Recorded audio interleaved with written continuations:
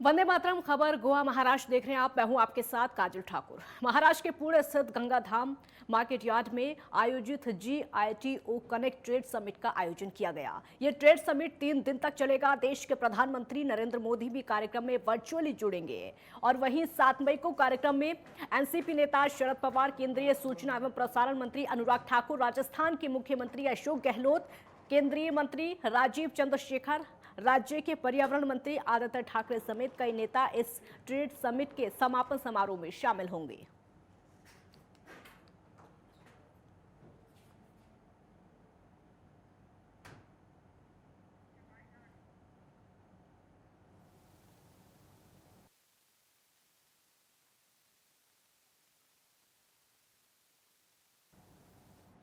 Mumbai session court द्वारा राणा दंपत्ति को दी गई जमानत के आदेश की कॉपी सामने आ गई है और उस दौरान कोर्ट ने महाराष्ट्र सरकार और मुंबई पुलिस को जबरदस्त फटकार लगाई है। आदेश के मुताबिक राणा दंपत्ति की गिरफ्तारी पूरी तरह से अवैध थी। राणा दंपत्ति के खिलाफ राजद्रोह का मामला सिद्ध नहीं होता।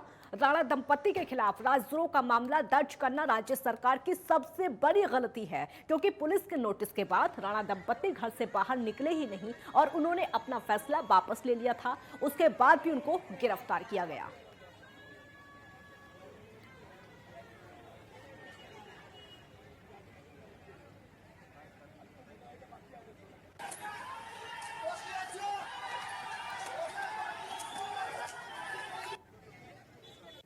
अब तो न्यायपालिका ने स्वयं कह दिया कि महाराष्ट्र सरकार ने राणा परिवार पर जो राजद्रोह का मुकदमा लगाया है सरासर गलत है। क्या महाराष्ट्र सरकार के होश अब ठिकाने पे आए या नहीं आए? न्यायपालिका की ओर से पहली बार करारा तमाचा नहीं है। अतीत में भी ये तीनों दलों ने अहंकार के कारण कई सारे लोगों पर जुल्म ढाए हैं।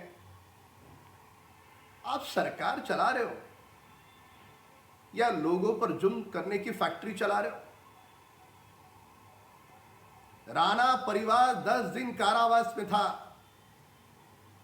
उनको जिन यातनाओं का सामना करना पड़ा, उनकी और उनके मतदाताओं की महाराष्ट्र की सरकार माफी कब मांगेंगे?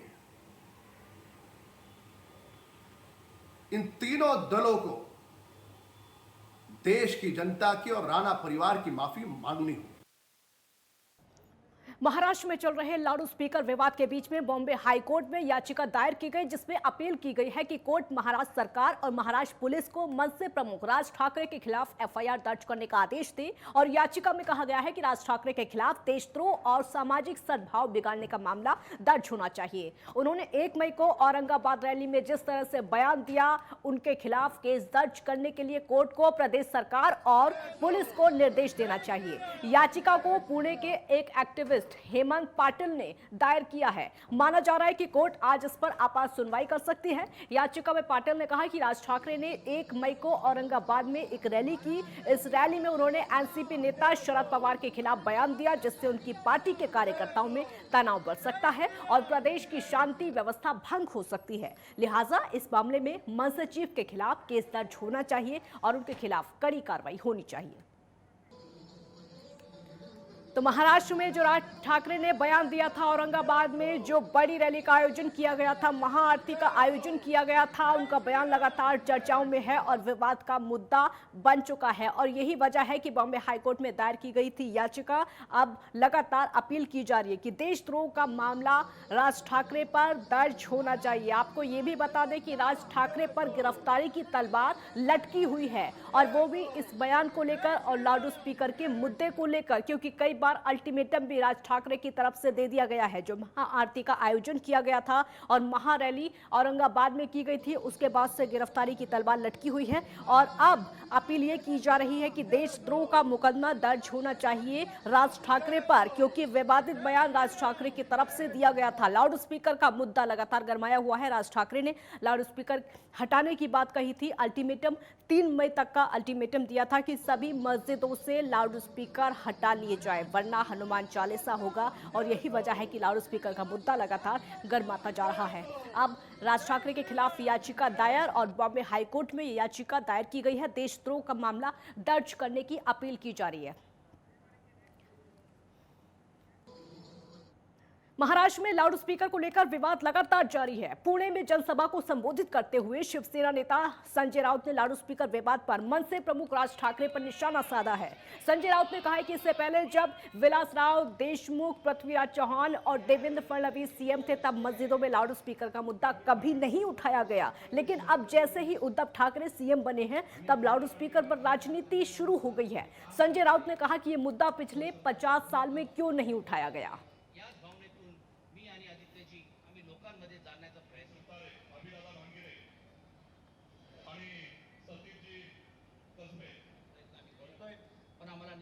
महाराष्ट्र राज्य सड़क परिवहन निगम के हड़ताली कर्मचारियों का प्रतिनिधित्व करने वाले एडवोकेट गुणरत्न सदावर्ते पुणे पुलिस के सामने हाजिर हुए।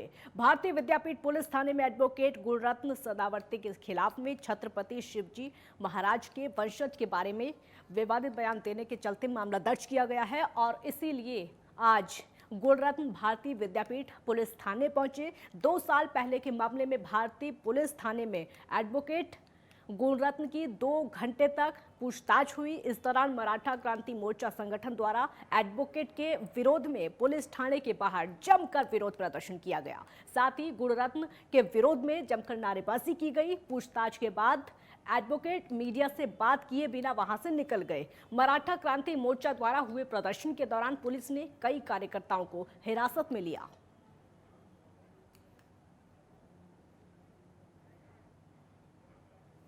आदेशाप्रमाणे बेल मंजूर झाल्याची सुट्टी बेल त्यांना हजेरी लावली होती।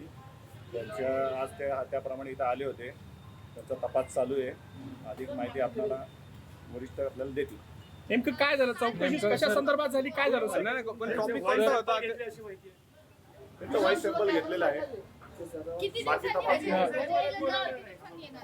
तसं नाही, आम्ही ज्यावेळेस आम्हाला जे लागेल त्यावेळेस आम्ही त्यांना तपास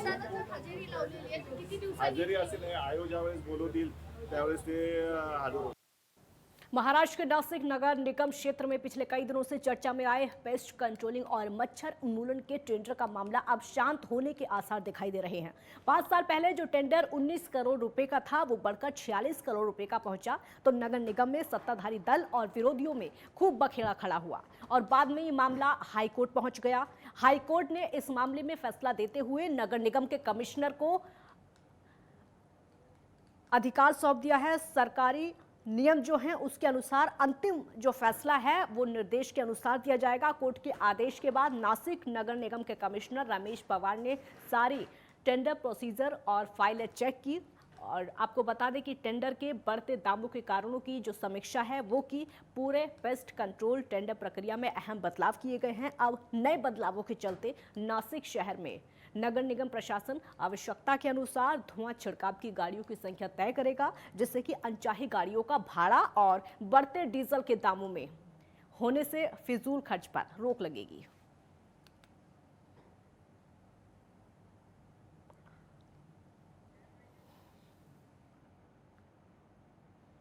पुणे के महर्षि नगर में मेहड़ा की 54 गुंठा भूमि है और मेहड़ा का आरोप है कि उसकी जमीन को हड़पने की कोशिश की जा रही है। इसलिए उन्होंने स्वारगेट पुलिस थाने में शिकायत दर्ज कराई है। इस आरोप में 6 लोगों पर केस दर्ज किया गया है।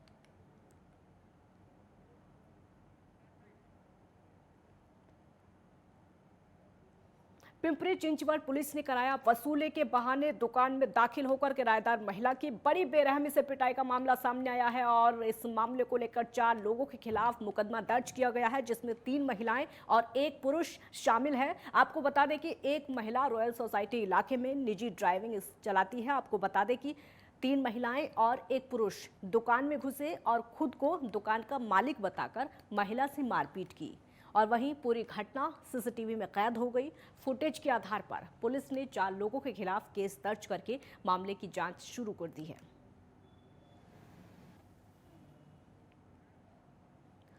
मुंबई में एटीएम मशीन पर स्कीमर लगाकर एटीएम कार्ड की क्लोनिंग करके पैसे लूटने वाले अंतर्राज्यीय गिरोह का बड़ा खुलासा हुआ है। मानिकपुर पुलिस ने 4 आरोपियों को गिरफ्तार कर लिया है। आरोपियों के पास से laptop, ATM card, cloner, ATM schemer machine, mobile phone, कई कंपनियों के एटीएम कार्ड समेत 4,34,000 का सामान जब्त किया है। अपराध शाखा के अधिकारियों ने एक गुप्त सूचना के आधार पर जाल बिछाकर इन लोगों को गिरफ्तार किया है।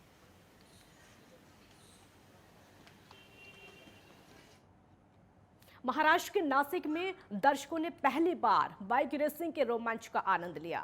एमआरएफ सुपरक्रॉस प्रतियोगिता के रोमांच का दर्शकों ने पहली बार अनुभव किया। शहर के पेटे नगर के पेटे एस्टेट में इस रोमांचक प्रतियोगिता का आयोजन किया गया। प्रतियोगिता के लिए एक कृत्रिम मार्ग बनाया गया था।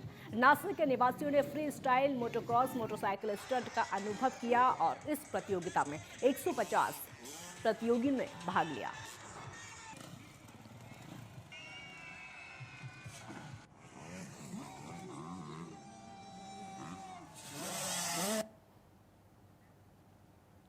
एक छोटे से ब्रेक के लिए यहाँ पर रुकेंगे, जल्द लौटेंगे।